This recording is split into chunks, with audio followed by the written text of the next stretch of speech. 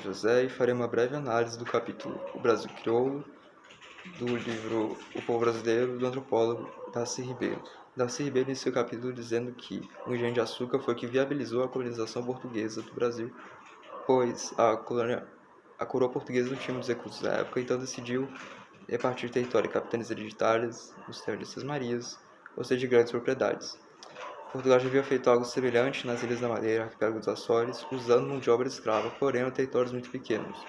Agora, com a disposição de um vasto território do Rio Grande do Norte à Bahia, Portugal conseguiu baratear o açúcar, pois o aumento da oferta fez com que o que antes era uma necessária caríssimo se tornasse um bem de consumo comum.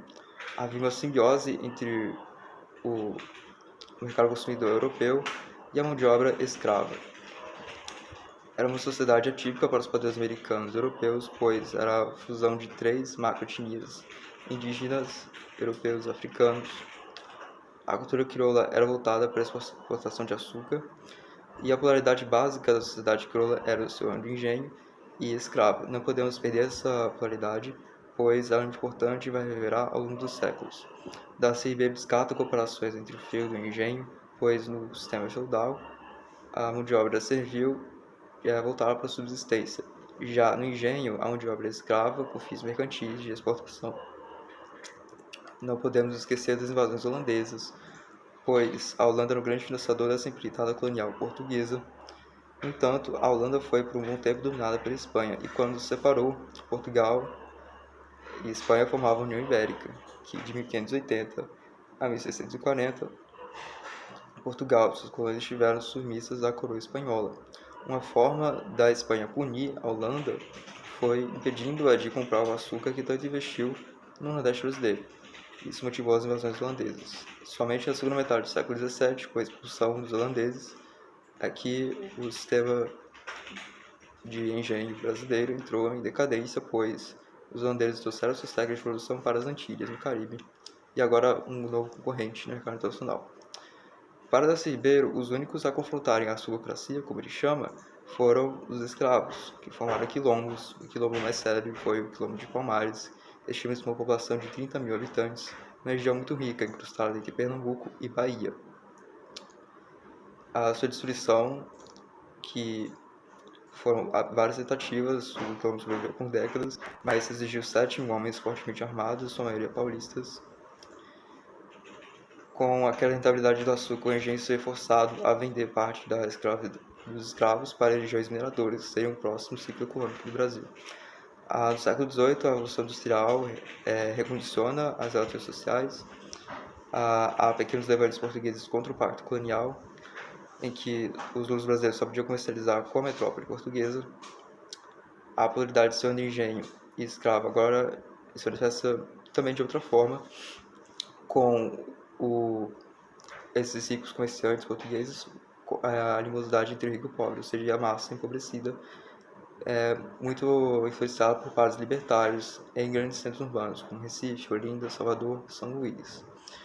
Ironicamente, não havia uma mobilização contra a escravidão, pois havia uma visão de que a propriedade era sacra, inclusive a propriedade escrava. No século XIX, o haitianismo pairava entre as elites nordestinas, pois o Haiti fez uma verdadeira revolução, expulsando a metrópole francesa e acabando com a escravidão. Então, optou-se por uma independência monárquica, escravocrata e lusófila no Brasil. Ainda no século XIX, a urbanização continuou se expandindo e essa área crioula consolidou-se várias vezes. A exemplo da Confederação do Equador, em Pernambuco, foi fortemente reprimida pelo Estado. Entre as lideranças nordestinas havia duas pautas urgentes: a abolição da escravidão e a reforma agrária. Para Darcy Ribeiro, a liberdade dos escravos liberta em 1888 era muito restrita, pois ele ainda era solidário ao seu engenho, ao patronato. Não tinha muitos recursos, vivia de modo frugal.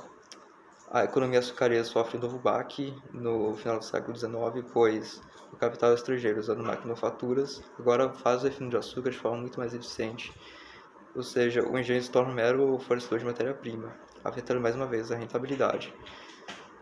E além de que esses engenhos nordestinos têm que enfrentar a concorrência de São Paulo e Rio de Janeiro.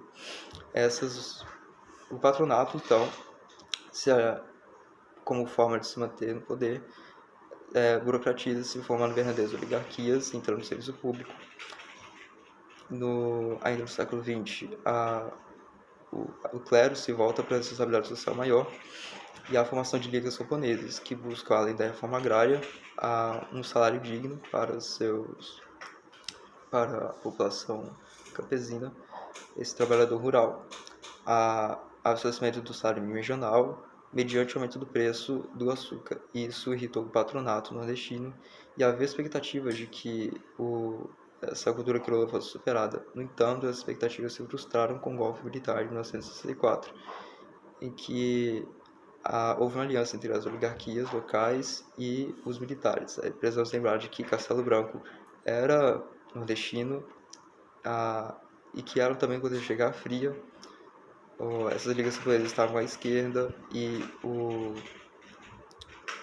a reforma agrária foi uma pauta desprezada pelos militares. Darcy Ribeiro termina o capítulo dizendo que a repressão sofrida pelos nordestinos foi uma das piores que o Brasil já teve.